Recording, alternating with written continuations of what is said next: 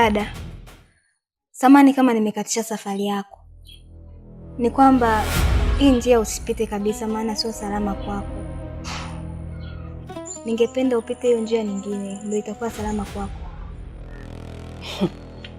Hivi wewe binti, unajielewa kweli? Yaani umenisimamisha hapa, najua unaniambia kitu cha msingi. Kumbe unaniambia ujinga kama huo. Nina safari zangu, una safari zako za kuuza mayai.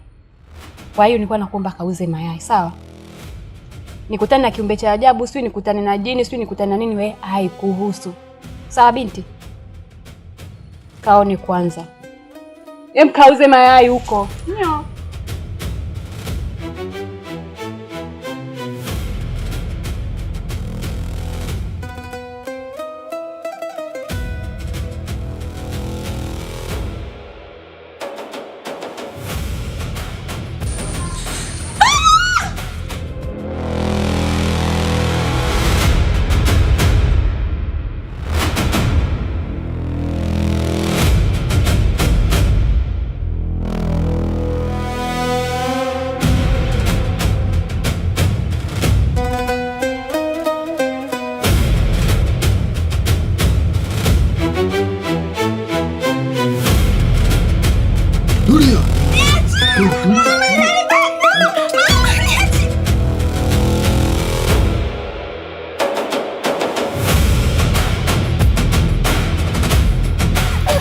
Sikiza, kuna nini? Mbona yule ameniona mimi na ameshaka? Kaka yule kaka alikuwa anataka kunibaka. Sikiza, subiri. Tuliza tempo. Imekuaje mpaka mmefikia hiyo hatua? Hebu naomba unielezee taratibu ili nipate kuelewa. Shida nini? Nilienda kwa ajili ya kumuuzia mayai. Akaniambia kwamba pesa niende kule nitapata pesa yangu. Lakini cha ajabu ilikuwa sio hiyo. Alitaka kunibaka kaka, nisaidie. Okay. Pole sana dadangu. Hayo mayai sasa yapo wapi na yalikuwa ya nani? Mayai yameshapasuka. Na biashara yenyewe sio ya kwangu. Na bosi atanielewa kabisa. Kuna sehemu anaenda nachukua tray moja ya mayai. Naenda kuuza mtaani. Nikishamaliza mayai yote naenda kupewa shilingi 500 tu. 500? Kwa maana thamani ya yai moja ndio sawa na shughuli yote unaifanya kuuza tray hilo? Ndio. Kaka tafadhali. Naomba nisaidie. Haina haja kupiga magoti. Simama. Mimi nimekuelewa, sawa? Wewe kwani unaishi wapi? Na unaishi na nani? Kaka, mimi sina pa kuishi. Ndio hivyo, nikimaliza kuuza narudi tena mtaani. Leo niko hapa, kesho niko pale. Tafadhali naomba unisaidie. Nahitaji msaada wako, nakuomba. Okay, sawa, nimekuelewa. Binafsi napitia changamoto, lakini haiwezi kunifanya mimi nishindwe kukusaidia. Nyumbani kwangu naishi na familia. Sio mbaya na wewe kama utaongezeka ukiwa mwanafamilia. Nimesikia matatizo yako na niko tayari kuweza kukusaidia. Nitakapokusaidia wewe, kesho na wewe utasaidia mtu mwingine. Usijali. Nashukuru. Asante. Sawa. Tuongozane tuelekee.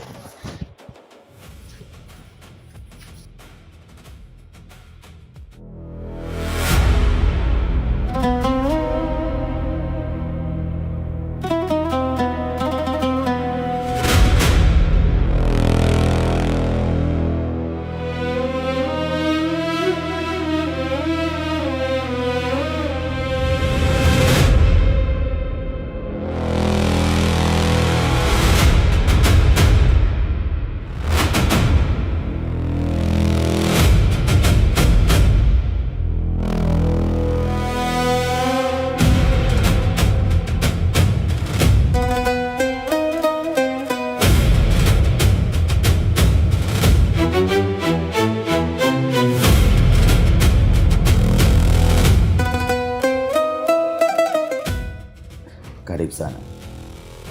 Asante. Kwa huru.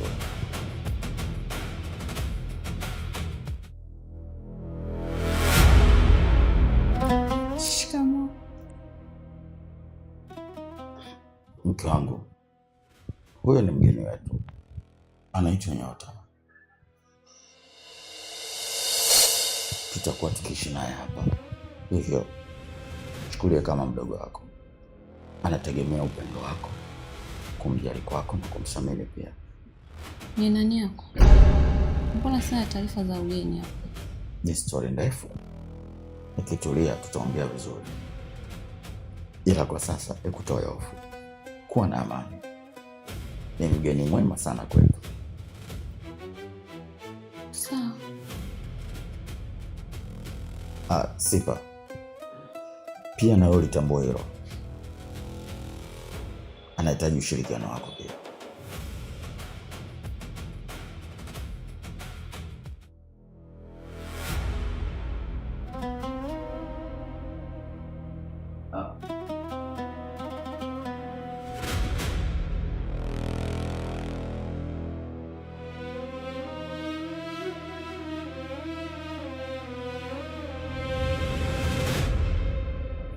Nyota. Baki na amani.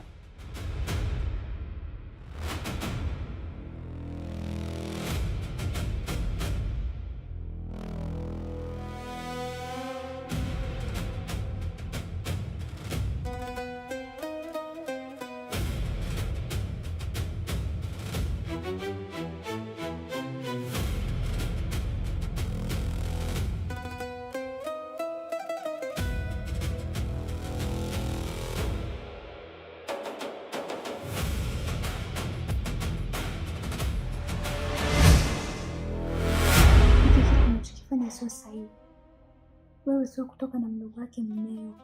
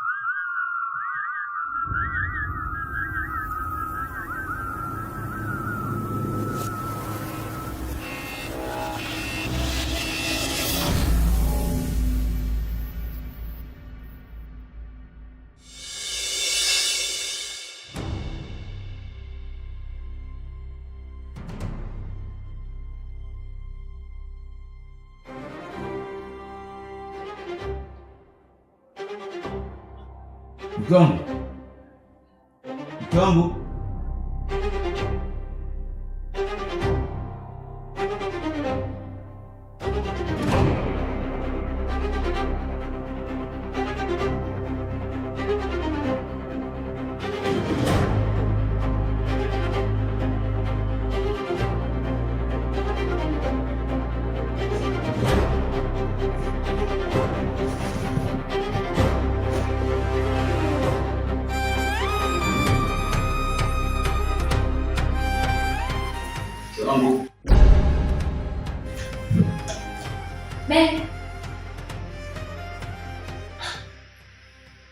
Kumbe uko? Ndiyo. Mbona uko hapo mwenyewe? Hapo ni usiku. Naamka kitandani sikuoni. Nasikia kiu, chukua maji. Oh. Kiu kimekushika. Sasa unaniambia mke wangu tuje wote. Unajua usiku tena. Mimi naamka napata pressure sikuoni. Vipi hayo maji umeshakunywa? Bana. Nije nisaidie kitu na. Amna. Acha nikusaidie bwana.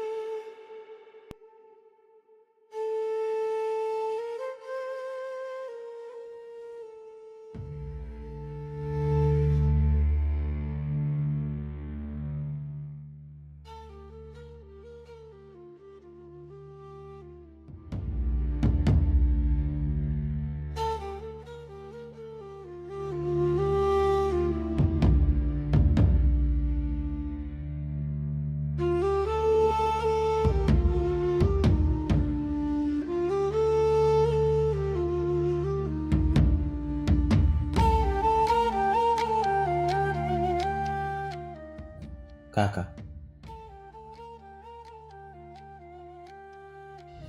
Kaka.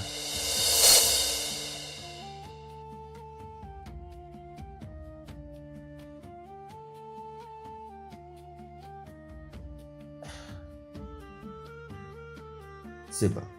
Naam. Niambie mdogo. Safi tu kaka. Mbona umekaa hapa sebleni una mawazo? Shida nini? Afu leo siku ya kazini nashangaa mpaka sasa hivi uko nyumbani. Sikia. Naomba kaniletee maji.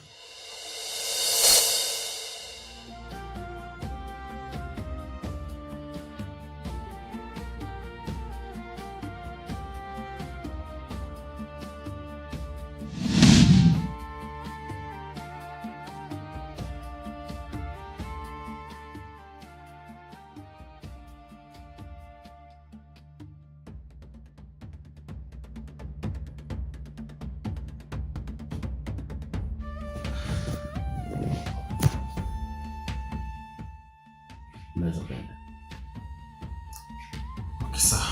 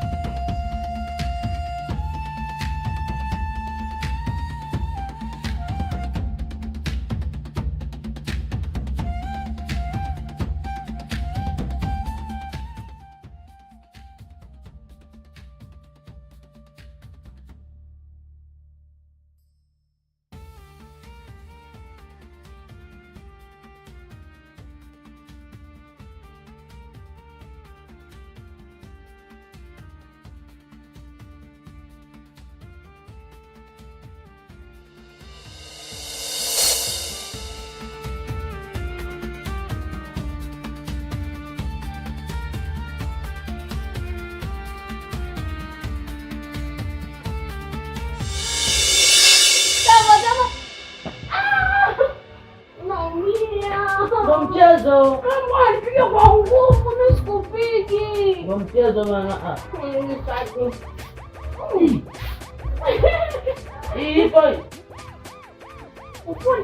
Wewe mke wangu.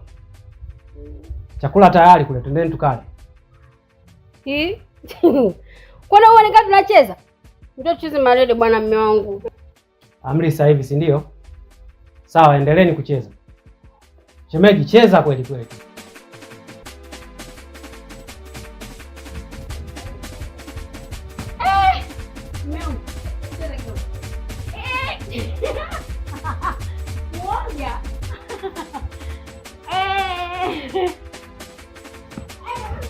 Unanipiga huku. Mpira nini na mimi nakurudishia. Hilo.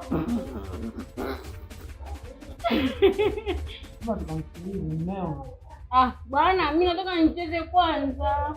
Wewe tukamsikiliza tamaliza. Basi tucheze. Alafu ngikurushia wewe. Ukidaka tu. Sawa dada. Sasa umeudaka wa nini lakini bwana? Sio sasa maliza bwana.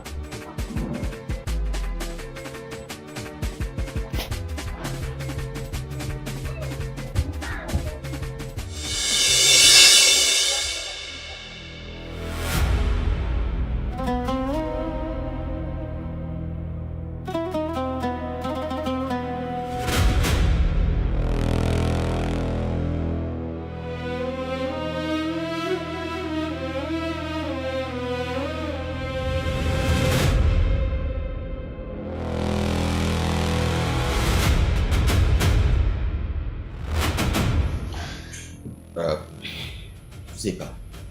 Naam kaka. Nyota. Nina jambo kidogo ambalo natamani kuuliza. Sababu sijalipatia mwafaka wake.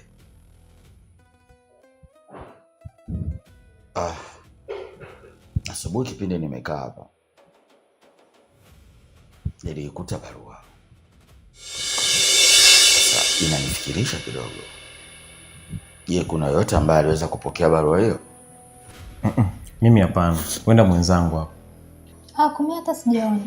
Sawa. Sio jambo ambalo liwafanye mkose amani. Na niseme tu, nitumie nafasi hii pia kuweza kuaga. Mimi natoka mara moja. Niwatakie maisha yenye amani na yenye usalama. Si ndio? Nawe pia kaka.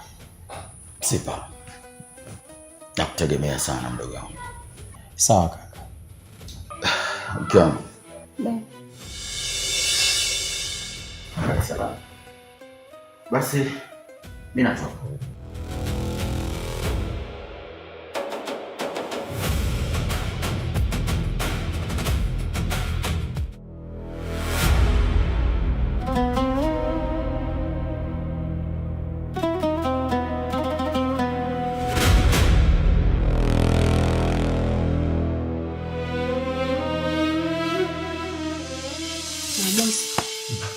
Zile dokumenti zote nilizikagua na ningehakikisha ziko sawa. Okay, haina shida. Nadhani ni pia alizipitia hapa. Ndio najaribu kupitia moja moja kwa ajili ya kuziverify.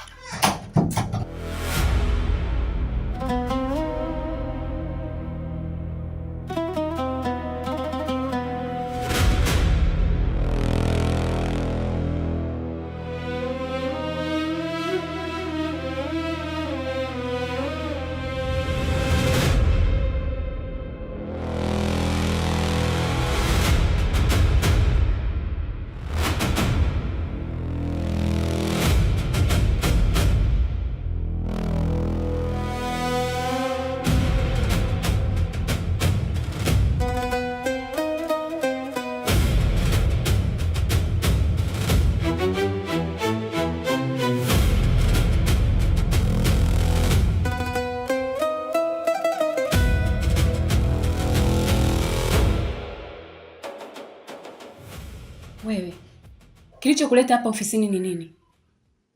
Hivi wewe si ushafukuzwa kazi tayari? Alafu ni nani amekupa ruhusa kuingia ofisini kwangu wakati unajua kabisa tulikusimamisha kulingana na mambo yalikuwa yamejitokeza hapa ofisini? Ni kweli bosi. Lakini pia naomba unisamehe. Kilichonifanya niweze kurejea tena hapa ofisini ni kutokana na kuweza kumfahamu aliyehusika na upotevu wa zile mali. Okay, karibu na kusikiliza. Boss, nimefanya utafiti wa kina na hatimaye nimeweza kubaini aliyehusika na wizi wa zile mali si mwingine, ni Celine. We mponda wewe, hivi umechanganyikiwa? Yaani mimi leo hii ni hela za kampuni. Bosi, hivi unawezaje kumwamini mtu kama huyu? Na isitoshe, mimi nimefanya kazi na wewe kwa miaka mingapi? Naona huyu atakuwa na lake jambo. Haitakiwi ukamwamini huyu hata siku moja. Ngoja sasa. Kitu gani kinaendelea kati yenu? Mr. Mponda, unaweza ukanidhibitishia hicho unachoniambia? Boss, ninachokiongea nina uhakika nacho. Na uthibitisho hayo yote ili uweze kujiwezesha ni kupitia simu ya Selini. Kuna message nyingi ambazo alikuwa na chat kutengeneza hilo deal. Lakini pia hata miamala ambayo amefanya kuhamisha hizo pesa ipo kwenye simu yake.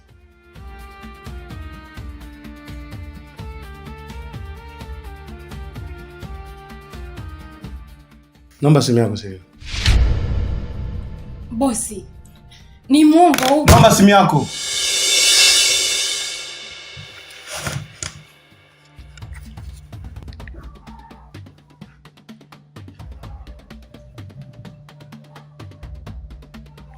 Toa passage. Toa passage. Ni 40-30. Come again? 40-30.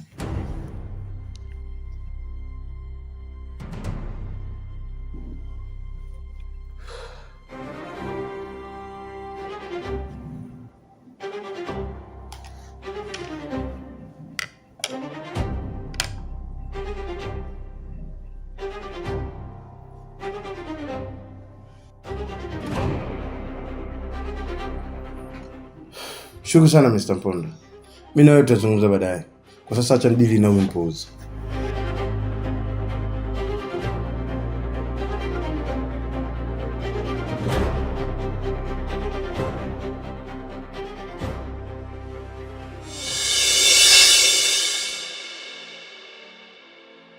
Kaka, puliza basi ubwabwanye hata uivi jamani. Nimekuna sio hata mwakota wapi.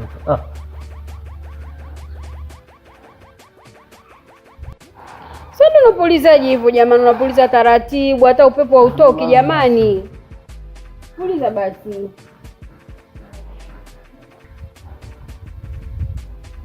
Sasa unapulizaje hivyo jamani? Baba, sawa basi.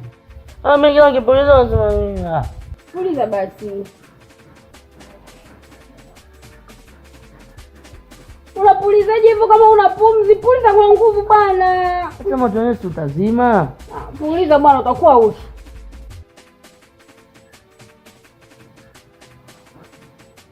Hata tutokotei jamani. Bado. Mungu njoo pulize basi kidogo. Shemeji. Njoo bwana pulize. Puliza bwana. Nikipuliza mimi uli. Basi. Wewe na bwana unasumbua bwana. Puliza kwa nguvu, unapuliza kama una mdomo. Puliza vizuri bwana, unapulizaje hivyo? Unapuliza kidogo, unapuliza moto bwana kwa nguvu.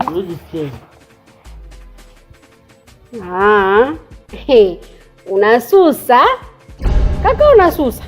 Nikipika mimi uli. Ngoja.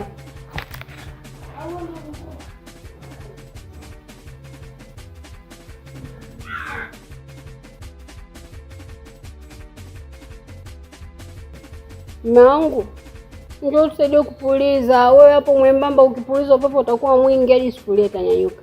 Kakangu anapuliza kidogo kidogo hata moto wake. Ndio tusaidie.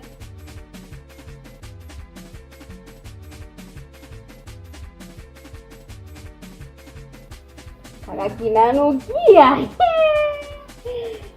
Tunaanza kuiva, ngoja nipulize tena mimi. Achana nacho. Atosha hiyo. Ungua. Naenda kuiva. Hivi mke wangu, mimi natoka hapa, naenda mtaani kule, naenda kwenda kupambana, kwenda kutafuta. Kuna wakati nafanya kazi zisizokuwa rasmi, nafanya kazi ngumu, ili mradi tu mimi, wewe pamoja na huyu shemeji tuweze kuishi walau hapa mjini, tuonekane kwamba na sisi tunaishi kama wanavyoishi watu wengine. Hata kama kipato ni kidogo, naleta hapa nyumbani. Nategemea kwamba nikitoka kule nikirudi hapa nikute walau kuna chochote kimeendelea, yani kwamba masuala ya chakula na nini yasiwe katika stress zangu kabisa. Alafu mwisho wa siku nafika hapa chakula ndani hakuna. Wewe pamoja na huyu bonge nyanya mwenzio, mmekaa tu hapa mnacheza. Kweli? Mume wangu, sisi tunacheza hivi. Eti kaka, unamwasha umejauka kwa na dharau. Si hapa tunacheza jamani, wakati tunapika. Kama jinga. Sisi tunacheza, tunapika hapa. Njoo upike hapa. Sio pika hai, nakwambia mapema. Safi sana, nimeipenda hiyo mke wangu, nimeipenda. Asiyepika hali, si ndio? Kila mtu anakula alichokipika. Kwa kama wana sisi tunacheza, acha tupike, kikiiva tule na kakangu. Na wewe kapike cha kwako, si eti? Nimeipenda hiyo. Yaani nimeipenda mpaka nimeipenda. Bye now. Shemeji asiyepika hali, si ndio? Tukopo na haja alipo. Asiyekuwepo? Haina shida. Bye. Asiyepika hali. Wewe si uende jamani, au unataka ujiudoe? Kaka atakaje kudoea? Njaa jana wewe. Aha. Pakua basi ule.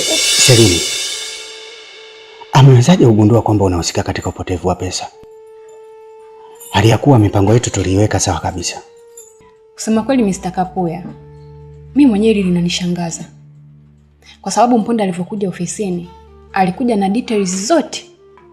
Pesa ilihamishwa saa ngapi? Ilitoka kwa nani na ilienda kwa nani?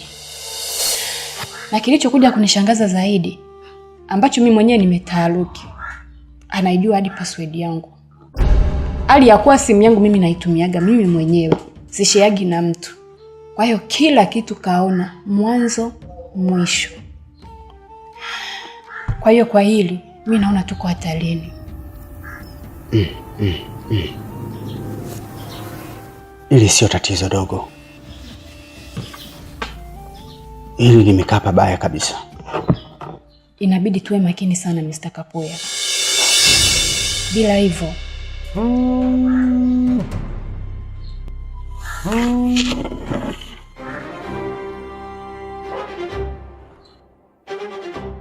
Halo bosi. Halo. Grace. Nimekupigia simu kukutaarifu kuwa kuanzia sasa hivi Selini sio mfanyakazi tena wa kampuni yetu. Kivipi yani bosi, sijakuelewa? Usijali. Ukifika ofisini utayafahamu yote.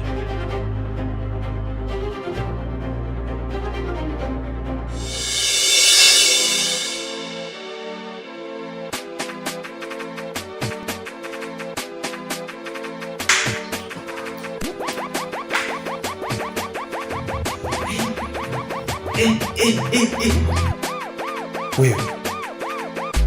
Alikuwa kuchukua AirPods zangu nani? Hivi upoje wewe? Mimi AirPods zangu nimenunua kwa gharama kubwa kabisa. Alafu unakuja unajiwekea masikioni, unasikiliza muziki, unacheza. Nitakubutua wewe. Chikiombe sijui aina gani. Piga wewe. Hivi umuaje wewe? Nimekupatia kazi kule. Wewe unifundie zile boxer 2 tu. Umeacha unakuja kuweka kama muziki, unasikiliza, unacheza, unafanyaje? Ndio nini sasa?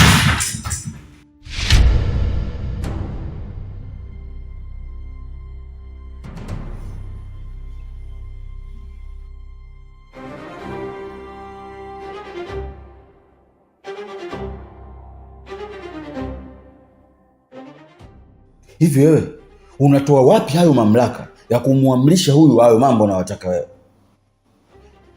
Yaani huyu wakufua boksa zako unataka kumpa mafangasi mtoto wa watu, si ndio? Sikiliza nikwambie wewe, huna hayo mamlaka huko ndani. Nguo zako, kila kitu chako utakifua mwenyewe, sio Nyota. Sijui tutakuwa tumeelewana. Nyota, naomba unisikilize kwa makini. Upaswi kufanya shughuli yoyote inayomhusu huyu. Shughuli zake atazifanya mwenyewe sababu ni mtu mzima. Umenielewa? Ndio. Sasa ole wake nione hili linajitokeza. Hebu kwenda kaendelea shughuli zako.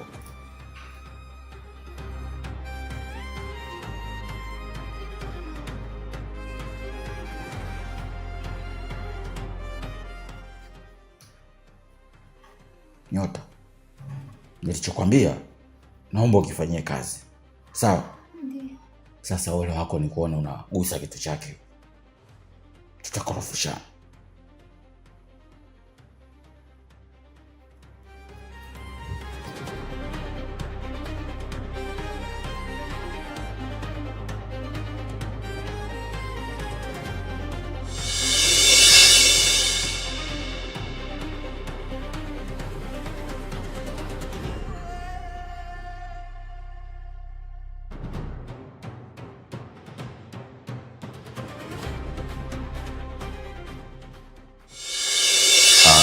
Naomba tusikilizane kidogo. Tena tusikilizane kwa makini sana. Hii tabia nimejaribu kuivumilia, lakini sasa naona inaota mizizi. Hivi mnajua jinsi gani uchumi ulivyokuwa mgumu sasa hivi? Mimi kila siku naongea swala moja kuhusiana na umeme huko ndani.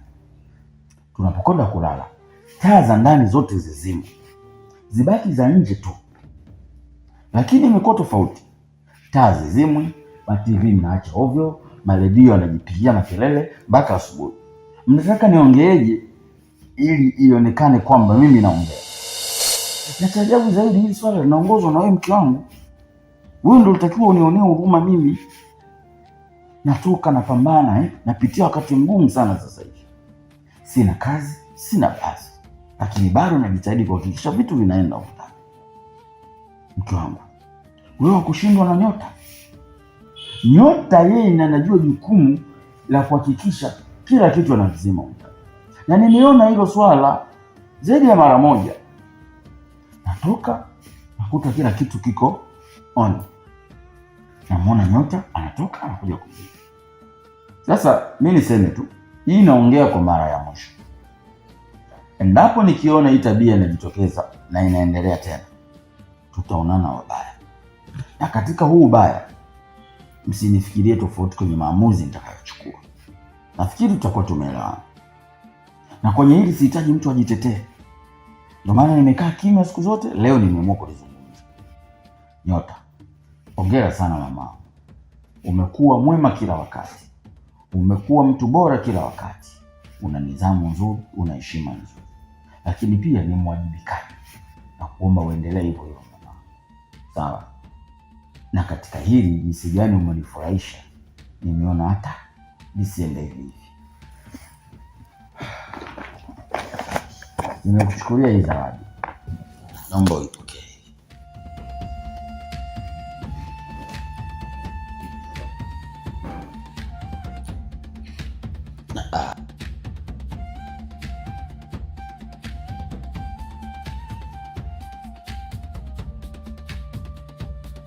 Haina haja kupiga magoti. Simama tu, simama.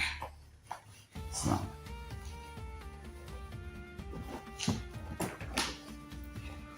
Mimi nafikiri tutakuwa tumeelewana. Mlifanyie kazi hili swala. Sipendi kuona mambo yanajirudia kila wakati. Tumeelewana? Sasa nione mnarudia tena kufanya ile ambalo mnafanya.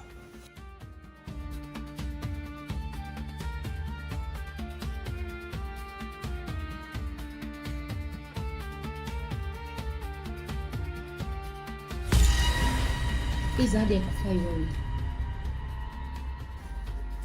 Wewe, hii zawadi haikufai. Toka umekuja huko ndani, wewe ndio unatugombanisha. Hatuelewani, hatupendwi, unapendwa wewe tu. Unataka kujikuta wewe ndio wewe. Ututawale wewe. Yaani uongo mbaya kananiuzi aka. Siku moja nitakuja na kufyata bure umasikio wewe. Au nijui. Muulize. Au nijui.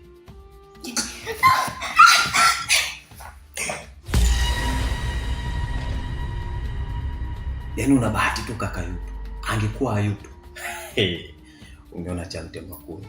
Mpuzi mmoja wewe. Kaangalia masikio kama antena za wachawi. Sikia nikwambie. Mimi huyu alokuleta nikisema uondoke hata sasa hivi unaweza kuondoka. Sijui unanisikia? Kwa hiyo kaa kwa kutulia kuja kwenye nyumba za watu. Afu kielele punguza. Sawa, nimewaelewa. Kwa mimi naongea unaondoka.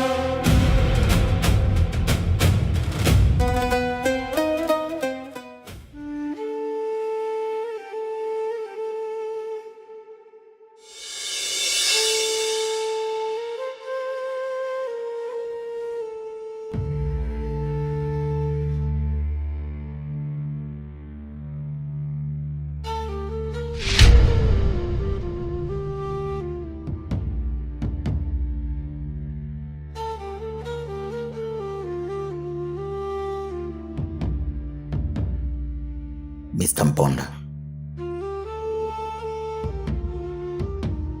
Selini na watu wake wamepanga njama ya kuhamishia pesa zote za kampuni kwenye akaunti yako, hivyo kuwa makini.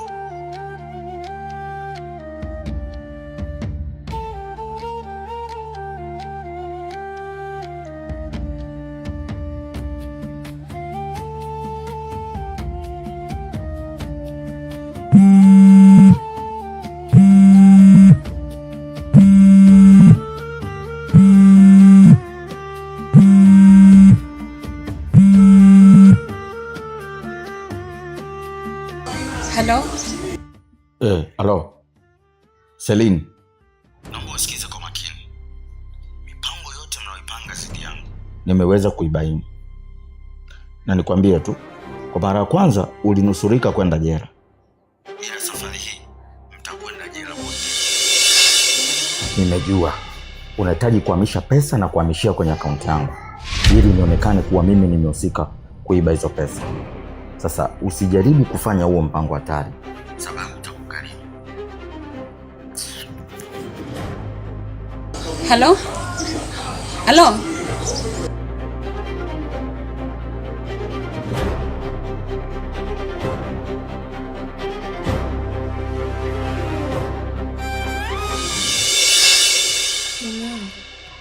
Kuna nini? Kuna poza ya chachu anataka kuivuruga akili yangu. Kivipi? Nitakujuza baadaye. Sawa.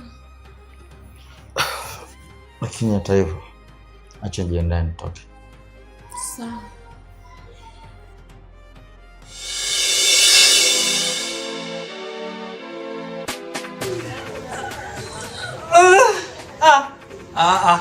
Hapana.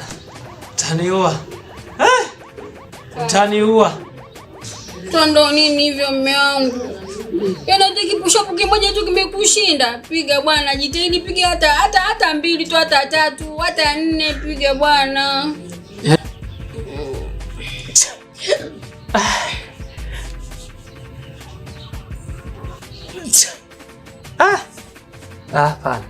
Hapana.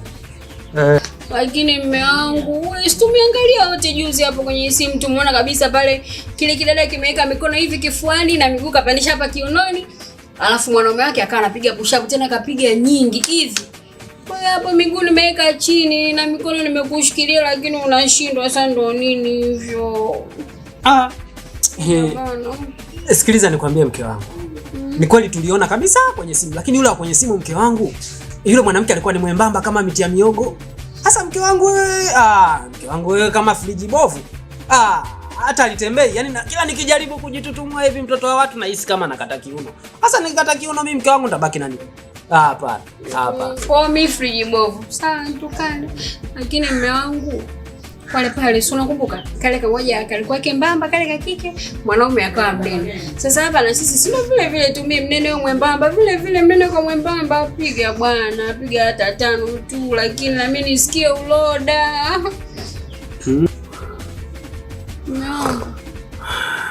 Mume wangu ndo nini hivyo? Mimi nakwambia piga push-up unakoloma.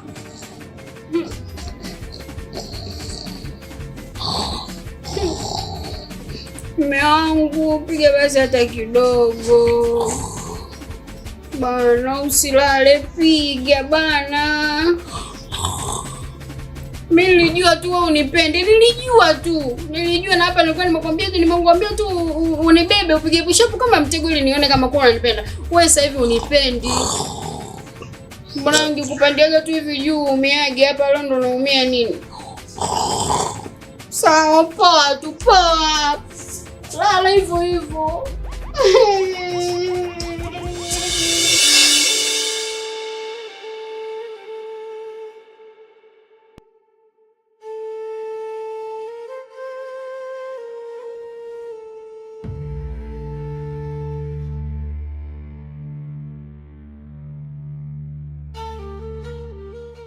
Mr. Mponda, kwanza nikupongeze kwa kurudishwa kazini. Asante sana Grace. Kweli ofisi ilipoa sana. kila mtu aliukumbuka uwepo wako, maana wewe ulikuwa mcheshi, unacheka na kila mtu. Ama hakika tulikumisi sana. Nimefurahi kusikia hivyo, lakini ucheshi ni tabia yangu. Ni ngumu sana kuweza kuiweka kando na kwa ni lifestyle yangu. Lakini wewe yote uliyajuaje kwa Celine ndo aliyechukua pesa? Aliyekuwa Celine, yani ukimwangalia mdada watu ni mpole. Kaka Mponda, samani mara moja. Okay, samani dakika moja nakuja. Okay, sawa. Nenda kamsikilize. Ndio Nyota. Nabii. Hii karatasi nimekuta hapa chini. Nahisi itakuwa ni yangu.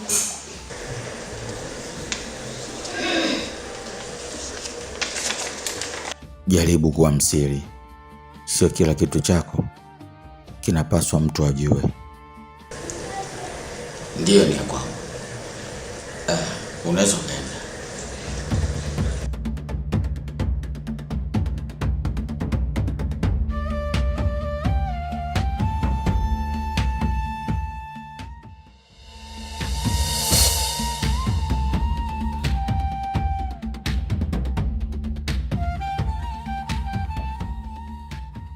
Hivi tulishia vile?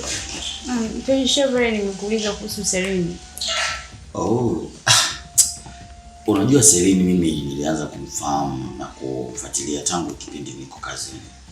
Kwa hiyo hata nilipokuwa sipo kazini ilikuwa tayari namjua. Kwa kutokana na hiyo situation ilinilazimisha mimi kufanya jambo langu. Na kazi ikawa nyepesi kabisa. Uko vizuri? Unafaa kuwa mpelelezi. Na bwana, ni kawaida.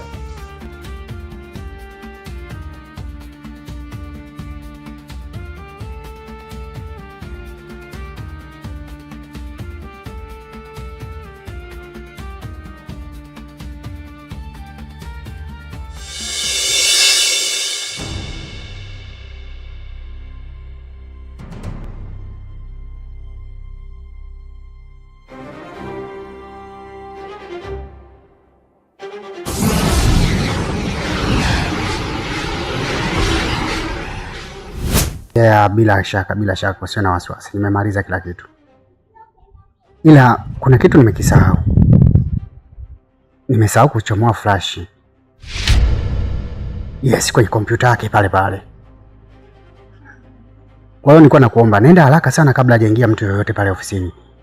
Hakikisha unaichomoa ile flash. Si unaitambua eh? Basi fanya hivyo.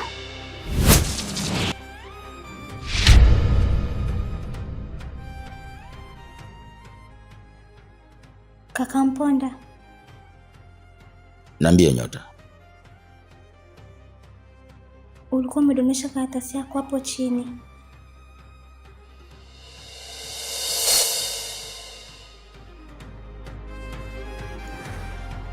Ulichokiota naomba ukifanyie kazi.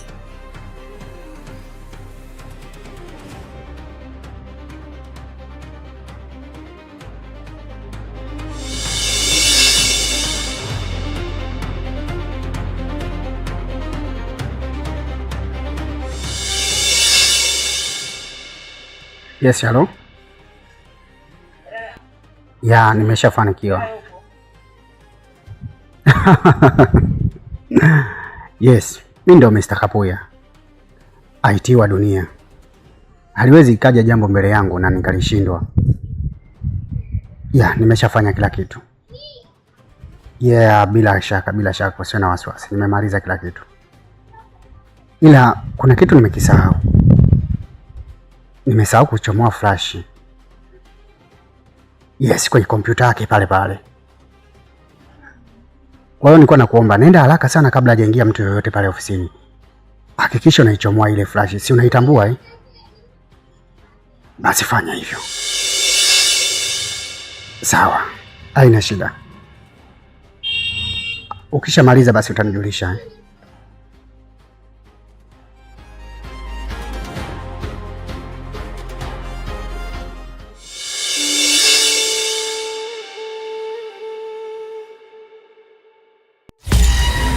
Sasa hizi Salama. samani dada, nilikuwa namuulizia Mr. Mponda, nimemkuta?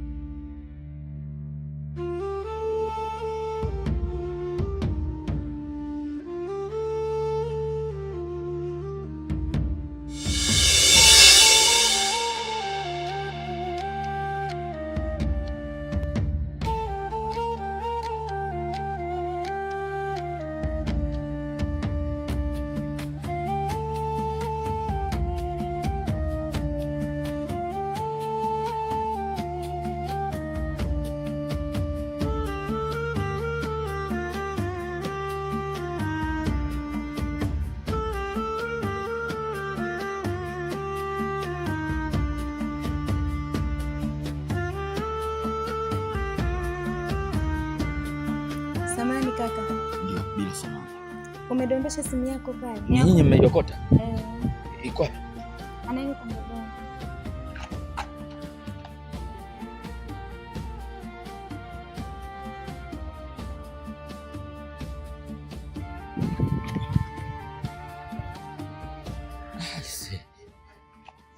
Asanteni sana.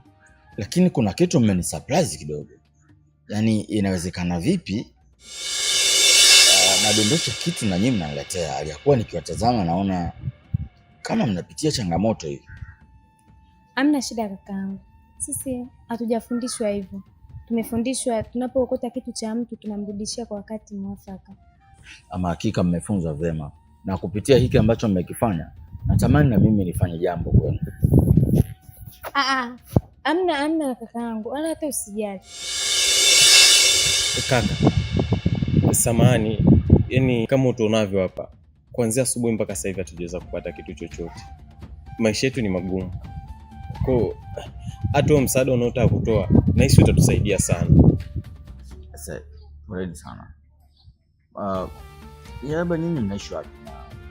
Mnapatikana wapi? Labda mtu akihitaji kutaka kuongea na nyinyi zaidi, kubadilishana mawazo mawili matatu, sababu of course nimetokea kuwapenda kwa muda mfupi. Kakaangu, sisi wazazi wetu wote wawili washatutoka. Walituachia mali, lakini ndugu ameshakutudhulumu na kutufukuza. Kwa sisi ni watoto wa mtaani tu. Poleni sana. Kikweli story yenu imenigusa sana. Na natamani nifanye jambo.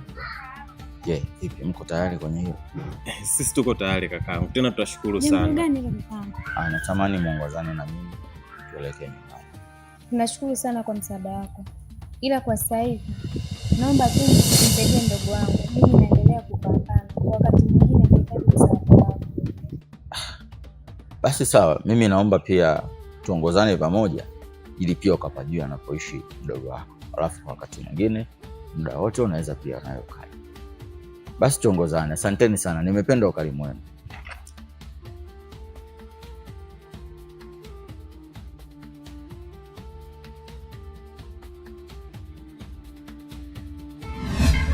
Dada. Vipi kwani? Mr. Mponda nimemkuta? Mr. Mponda hayupo, ila kuna mdogo wake.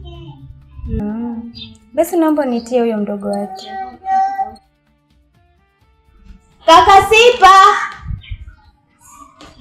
Kaka Sipa! Nini wewe? Nishakwambia sitaki mazoea bana.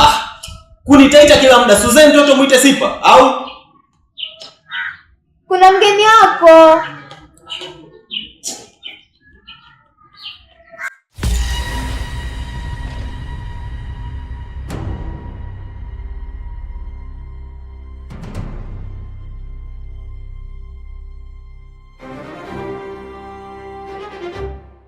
Kaka Sipa, nilikumisi sana. Nimefurahi kukuona.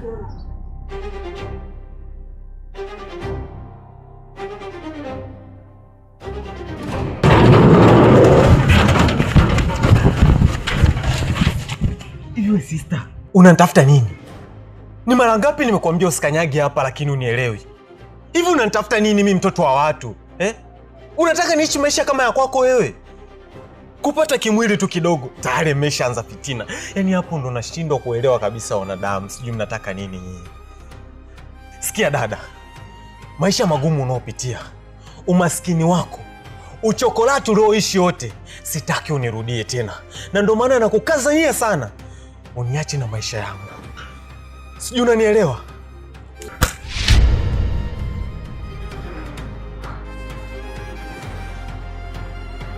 Hivi Sipa, wewe leo hii ni wa kunijibu hivi?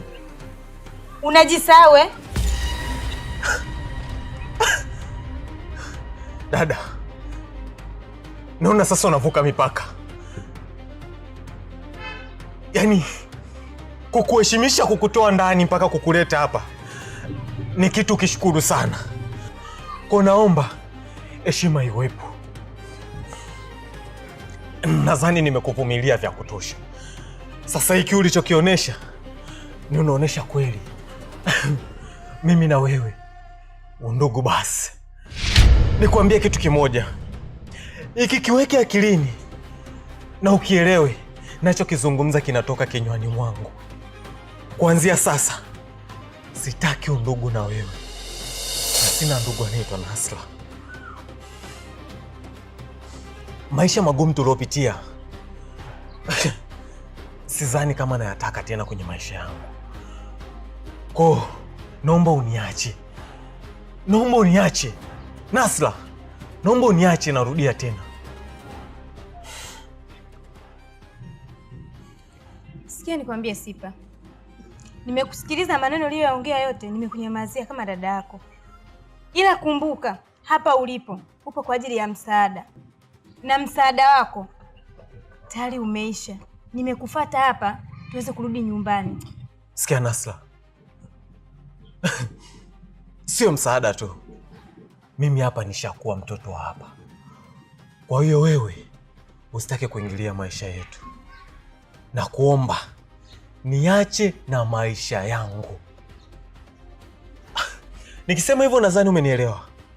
Sitaki nirudie mara mbili. Kajinga vile. Sipa.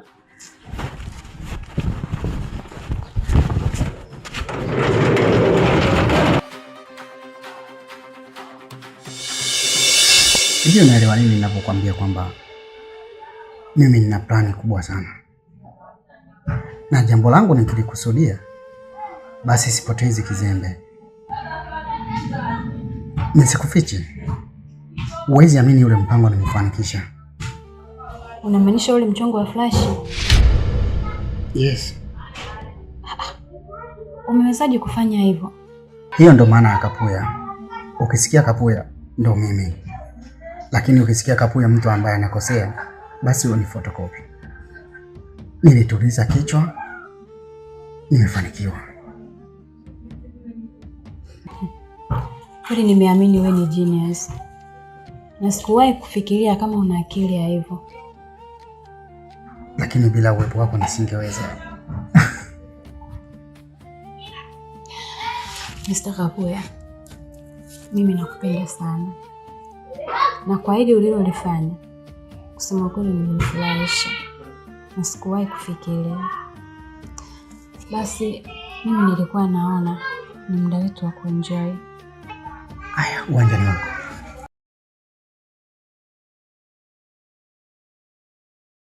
Nakemea kila pepo mchafu, roho mchafu, shetani, nguvu za giza ambazo zinamwandama. Naomba nivunje, niteketeze. Nakemea in the name of Jesus Christ. Mungu Baba uliye juu mbinguni, ninaomba kwa sababu wewe ndio kimbilio letu. Wewe ndio simba wa Yuda, mfalme wa nyika. Hakuna kama wewe Baba. Ndio maana sisi waja wako tunakuja muda wowote tunaotaka. Nuksi, baada kila aina ya pepo mchafu navunja, nateketeza kwa jina lako Baba. Kama ambavyo ulivyosema Baba, tuombe nawe utatujibu, tutafute nawe utaona, tupishe bali utatufungulia, katika Mathayo 7:7 kama ambavyo umeandika Baba. Ninaomba kwa ajili ya maisha ya kijana huyu, ukampe nuru, ukampe nguvu, ukampe mwanga, uweze kumwatamia Baba. Amen.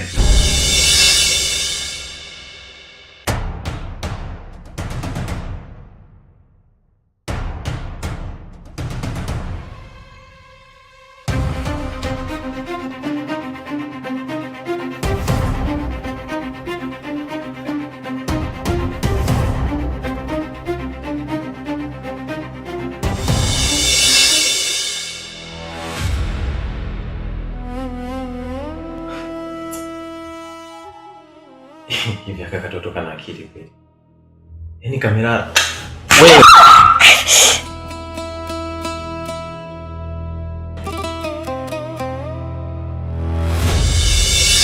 Hivi wewe unapata wapi ujasiri wa kulala hivyo eh? Hebu. Wewe. Hivi hapo ulikuja kulala? Alafu wewe unaniuzi ujue.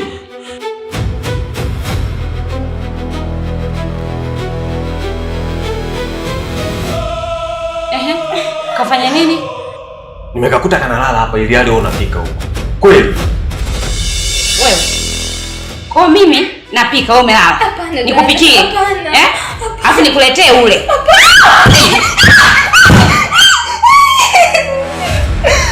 Sikia. Kwanza wewe hamna kupika. Inabidi akapike yeye. Si wamezoea kumdekeza hapa na kaka. Sasa wewe unapika wewe. Mpe mwiko. Nyanyuka.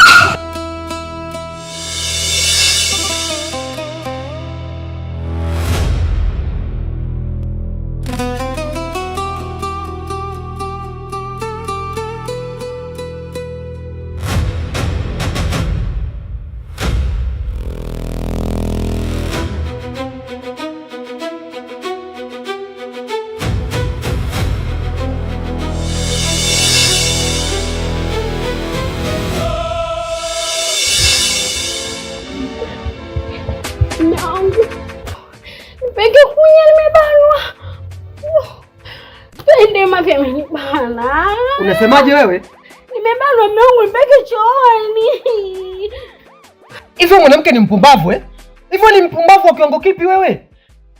Wewe unanichukuliaje mimi wewe mwanamke unanichukuliaje mimi wewe? Eh?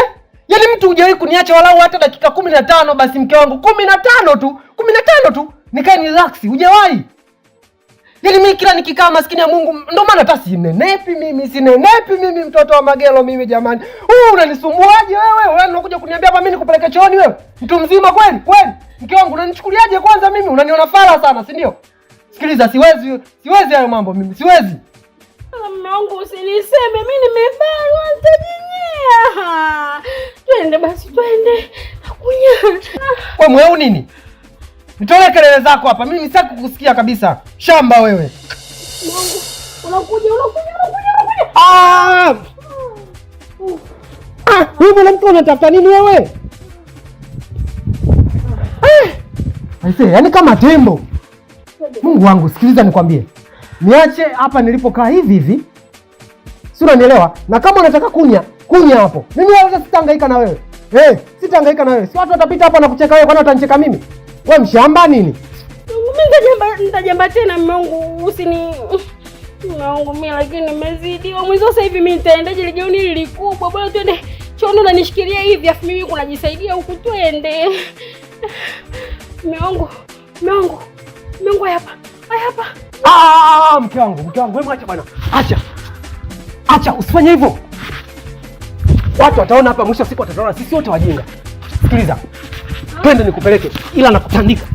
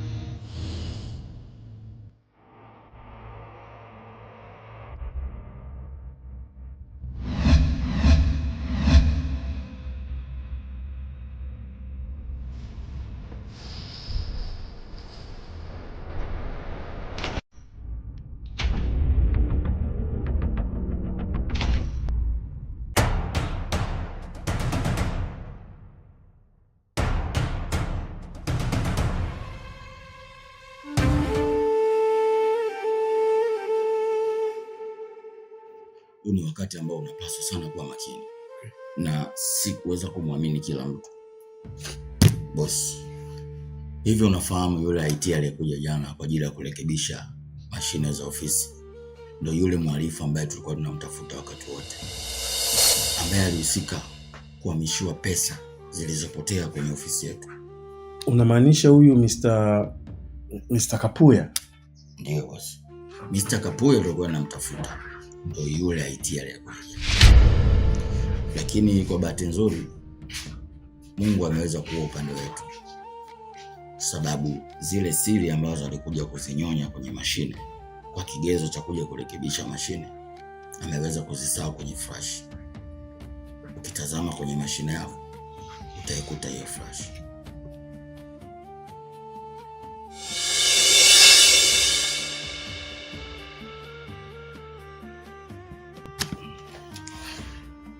Nadhani unaangalia flash. Ndio boss.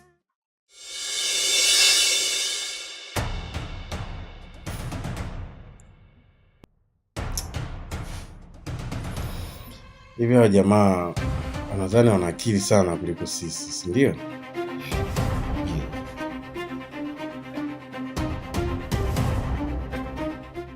Anyways,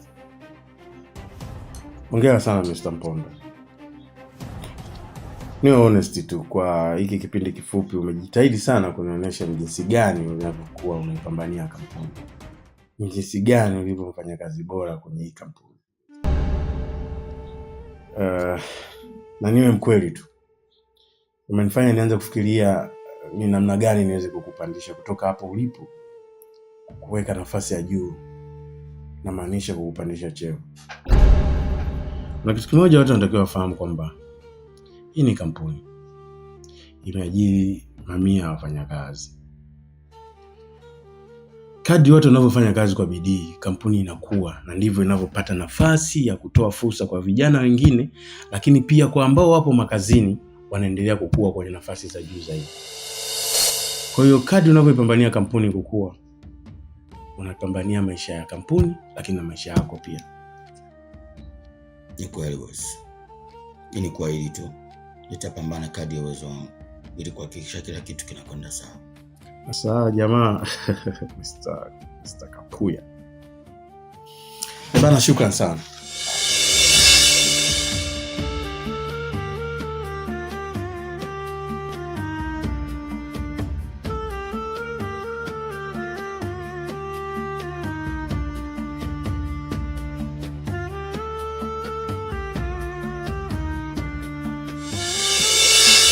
Mr. Kapuya. Salim. Yaani nimewaita hapa, kuna kitu unajua kinanichanganya. Ni kitu gani hicho Grace? Na kinahusiana na nini? Ni kuhusu Mponda. Amefanyaje? Unajua mimi nashindwa kuelewa yani amejuaje kuhusu masuala ya Fresh. Anajua kila kitu. Hivi huyu Mponda atakuwa na nini? Kwa sababu haiwezekani kila mpango tunaopanga anaujua yeye. Nimefuatilia, nimegundua yule amesomea upelelezi. Na ndio maana kila kitu tunachokuwa tunakifanya yeye anajua. Hata kama kasomea upelelezi, lakini anawezaje kujua mipango yetu?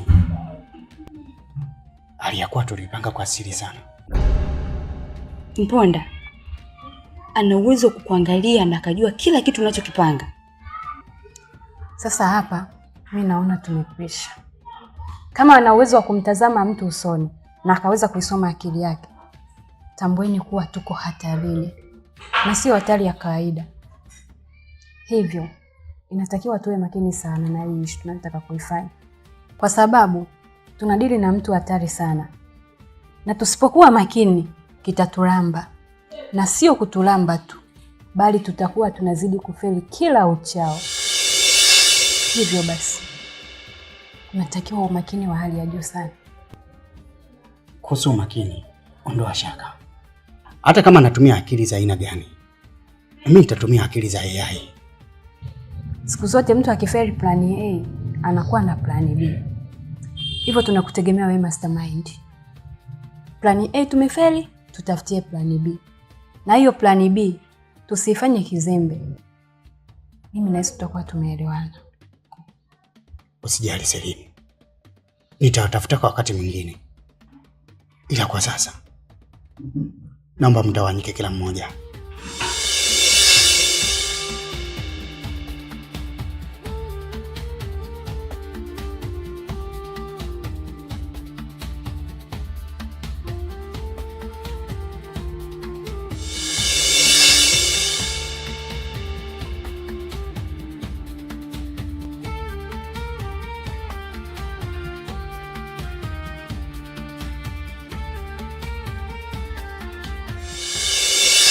Mungu Baba uliye juu mbinguni, ninaomba kwa ajili ya huyu kijana, naomba ukampe nuru, ukampe mwanga, ukamwatamie, ukampe maarifa na umkinge na maadui. Naomba kwa ajili ya kuvunja na kuteketeza kila nguvu ya giza ambayo inamwandama. Navunja, nateketeza, nakemea kila pepo mchafu, roho mchafu, shetani, nguvu za giza ambazo zinamwandama. Naomba nivunje, niteketeze, nakemea in the name of Jesus Christ. Mungu Baba uliye juu mbinguni, ninaomba kwa sababu wewe ndio kimbilio letu, wewe ndio simba wa Yuda, mfalme wa nyika. Hakuna kama wewe Baba, ndio maana sisi waja wako tunakuja muda wowote tunaotaka. Nuksi, baada kila aina ya pepo mchafu navunja, nateketeza kwa jina lako Baba, kama ambavyo ulivyosema Baba, tuombe nawe utatujibu, tutafute nawe utaona, tupishe bali utatufungulia, katika Mathayo 7:7 kama ambavyo umeandika Baba. Ninaomba kwa ajili ya maisha ya kijana huyu, ukampe nuru, ukampe nguvu, ukampe mwanga, uweze kumwatamia Baba. Amen.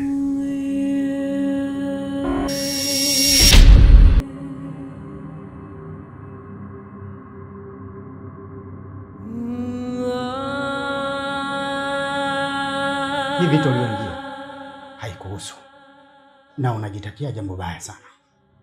Hivyo basi unatakiwa uachane nayo mara moja, na kama utaendelea hivyo itakugharimu hata maisha yako. Unatoa wapi ujasiri wa kuniambia maneno kama hayo?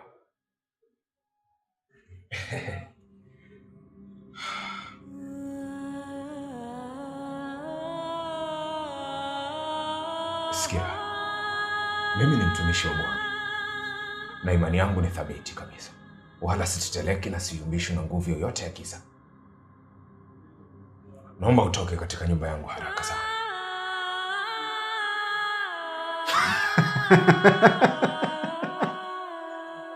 Naomba utoke katika nyumba yangu haraka sana.